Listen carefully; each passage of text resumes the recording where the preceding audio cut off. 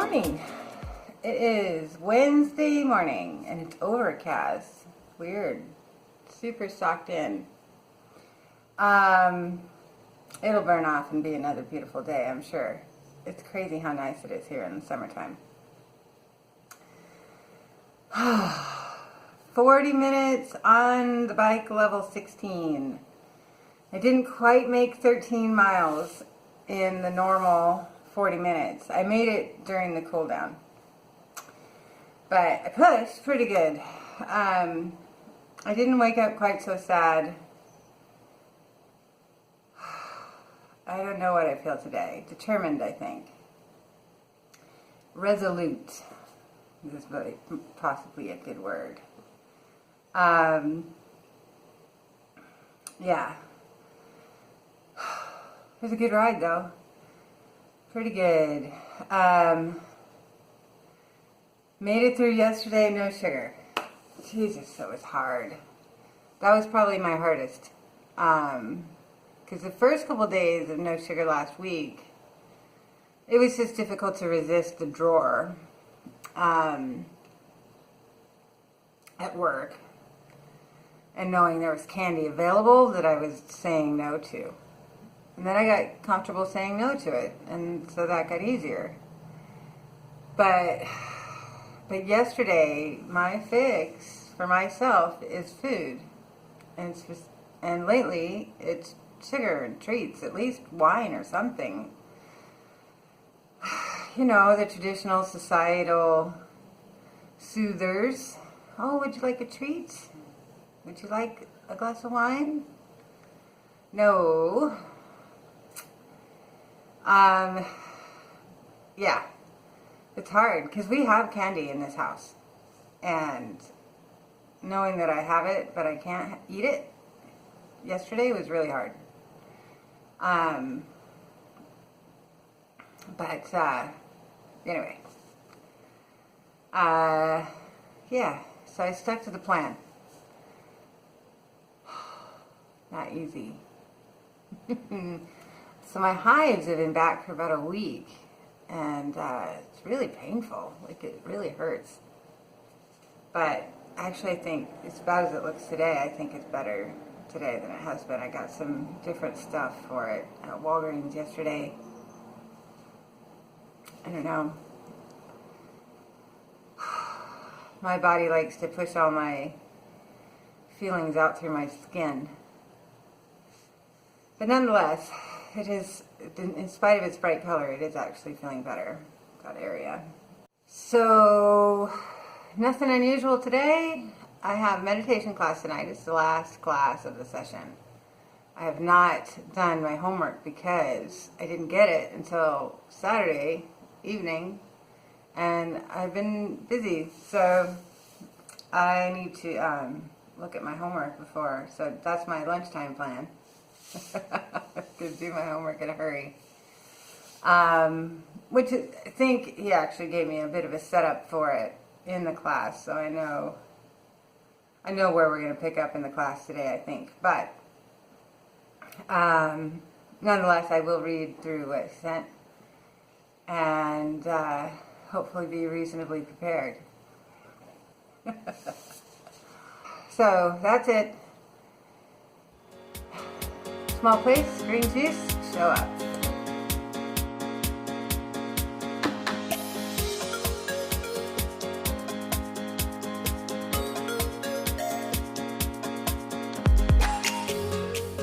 Hi, it is Tuesday night and I'm home from work. Not a bad day, better than yesterday. Yeah, definitely better than yesterday. I guess I'm sort of still where I was this morning, feeling sort of resolute. The day was a little different than I expected. I did listen to a couple podcasts, well, one primarily. But before that, when I was going out for breakfast, a lady that I worked with asked if we could have breakfast together. And that was really pleasant. I haven't just sat down with someone and had a chat like that over food, other than my husband, in a while, and that was nice. She's an interesting character. She's Muslim, and she is completely comfortable sharing information about her faith with me and her rituals and traditions with me. And if she has any questions about In God We Trust and U.S. versions of holidays that are different from what she grew up with, I'm always happy to answer her questions. We have a good time comparing notes.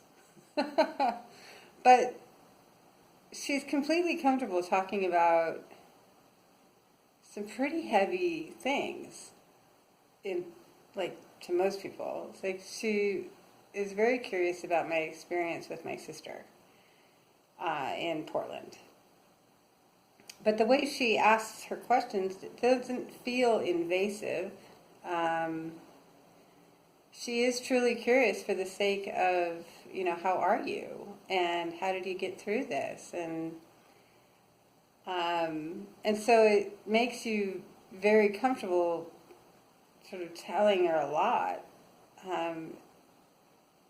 And just being really vulnerable, because she would never use it against you. And so it's an interesting conversation about her perceptions of what I've gone through based on what I'm telling her, but also her traditions and beliefs around grief with what she was raised with. And she always proves to be refreshing in her point of view, no matter what we discuss. And even though it was a painful bunch of information to convey to her, I always come away with, I always come away feeling like it's been a great conversation. So that was breakfast. Because of that, I didn't take a picture before I started eating. I took a picture of what was left after her and my conversation. So what I had was egg whites, sliced black olives, and a half an avocado with soy sauce and black pepper. A new combination, but it was delicious. Mid-morning, instead of having cashews, I had a bone broth. And that was very satisfying.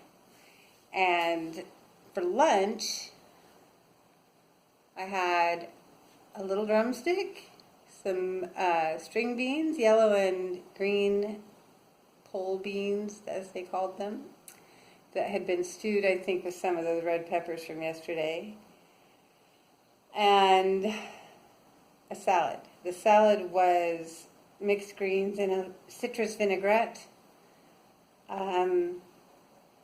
That was it. And a tea, chamomile tea. It's a pretty light lunch. But the broth I felt still sort of not super hungry from after having had that broth. So I was fine. And no snacks in the afternoon. I've already figured out what I'm going to have for dinner. I'm going to have some shrimp. They're just steamed shrimp. I'm just going to thaw them out and have them with some cocktail sauce. And what did I decide? Oh, I was going to saute some bok choy and throw that with my shrimp, and that's it. Just light dinner, because I have meditation class later, which I was able to do some reading on my homework, so I am not too terribly ill-prepared for meditation. The podcast that I listened to was a new podcaster that I found yesterday. His name, I think, is Scott Lamont. I think that's his name.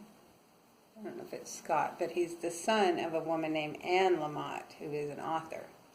And he is incredibly vulnerable in his podcast, and he has guests on that are, it seems to be that they are as well. I've only listened to 2 podcasts. One yesterday where he had a conversation with Brene Brown, and one today he had a conversation with someone else.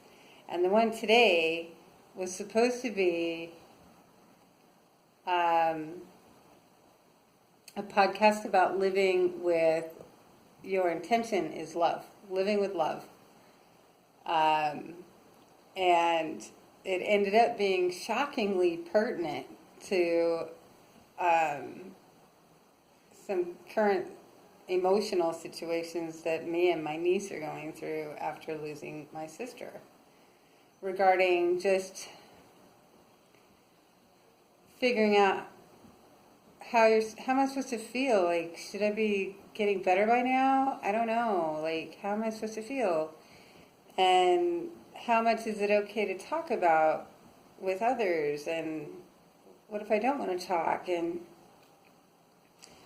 how fast should all of this be going? And can I make any big changes or make any big decisions? Or am I ready for that? Like, I feel like I want to keep going forward with my life, but what if I'm making my decisions from a wrong place? And, like, maybe I'm not level-headed as much as I think I am. And all of those questions, because as you go through grief, as you can see from me, every day is different, and you just are never quite sure if your footing is solid. And so, yeah, this podcast was shockingly pertinent as these 2 men discussed some grief processes that they had gone through and that were extreme in their lives, and how unstable they felt as they moved through those processes themselves over the course of years. And it was just interesting to hear. It just made me feel less strange, less off-kilter. I mean, I'm still off-kilter, but knowing that maybe this is just how a lot of people go through pain, this kind of pain, that's not surprising. And okay, so I'm okay. I'm not, I'm dealing with stuff, but I can believe that I'll be okay. It was interesting. And so that was the primary podcast. It was really long. It was an hour. And so I can't consistently listen to a podcast for a whole hour at work because I'm working. And so with pauses for things, whatever, it took a considerable amount of time to get through the entire podcast. But it was reassuring that, it's not just me. Because sometimes, that's how you feel. You feel like your drama is the worst drama, and that you're just doing the worst job of dealing with it all. And so, and then with all the other issues I'm trying to fix about myself and everything that's come up, that was one of the things they talked about, was when you go through major loss, how horrifying it is that everything that hurt you is now in your face. Like, why does your brain decide that, okay, you've had a major loss, and now is the perfect time to bring up every flaw you feel about yourself so that you can address it now? Because I was like, what's wrong with me? Why do I feel compelled that I have to sit in the stew of my own life right now? But I guess that's pretty common. And so that was reassuring too. Because there is one thing I've learned in my life, is I have pain and I have drama, my own traumas that I'm trying to work through. So does everyone else. Everyone. Everyone has their drama, their trauma, their stuff to work on. And hopefully that they have some willingness to actually work on it, because ultimately it's good if you do. But that is the bottom line, is that we all do have drama and trauma and pain. And punishing ourselves for actually feeling it, there's no point. All right, that's it. I'll see you guys later.